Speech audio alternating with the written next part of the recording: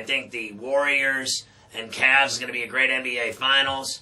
I think everybody's basically crazy saying that it's just automatic that the Warriors are going to win. Now, I won't deny that I think the Warriors are the better team this year.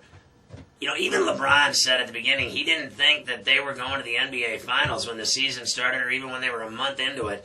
A month into it, they wanted to fire Blatt. They wanted, nothing to do with him. Their season was crumbling before their very eyes, and then they made a huge trade.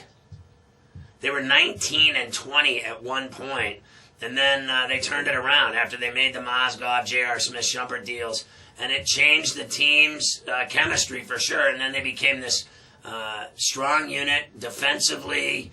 Then they had the services of J.R. Smith hitting threes, and Shumpert as well, and then Shumpert defensively, and Mozgov blocking shots. So they changed, and now they're in the finals. I can't even believe that LeBron James is going to 5 consecutive NBA Finals. That is just crazy. And the numbers that he put up in that 4-game sweep of the Hawks really is magical. He carried this team on his shoulders, and there's no doubt about it. But everybody else is chipping in as well. There's no doubt about that.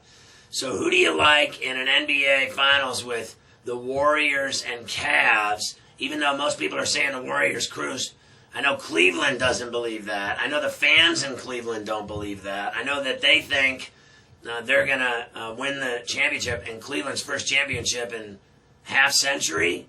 That's just insane in itself. And then who do you think's going to win these Game 7s in hockey? They're both going 7, the West and the East. East is first on Friday night. The West is Saturday night in Anaheim. These are going to be terrific games, pressure games. King, Lundqvist at home at the Garden, MSG, taking on Tampa and Stamkos and Tyler Johnson. Bishop in goal for the Lightning. And then on Saturday night, you got Crawford against Anderson. You've got Kane and Taves and Sharp and Hossa and Duncan Keith and Seabrook against that high-scoring Anaheim team with Perry and Getzlaff and company. They've, won that overtime game 45 seconds in. I firmly believe that if they would have kept playing that overtime, let's say they don't score 45 seconds in and win that game in overtime, that the Blackhawks would have won that game.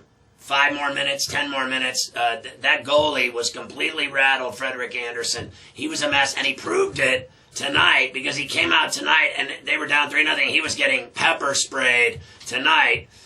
And he did not look good tonight. And, they made it 3-2, and then he still bled in a couple more. So you can't tell me that guy's not in trouble going into that Game 7.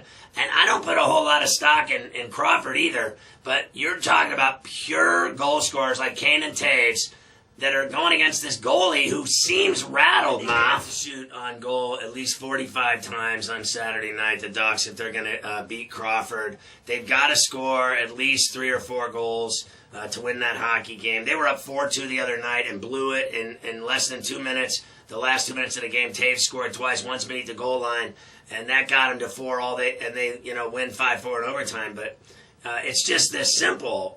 They have to shoot a lot on net in this game Saturday night, or they're not going to win, because I guarantee you the Blackhawks are smart with their shots.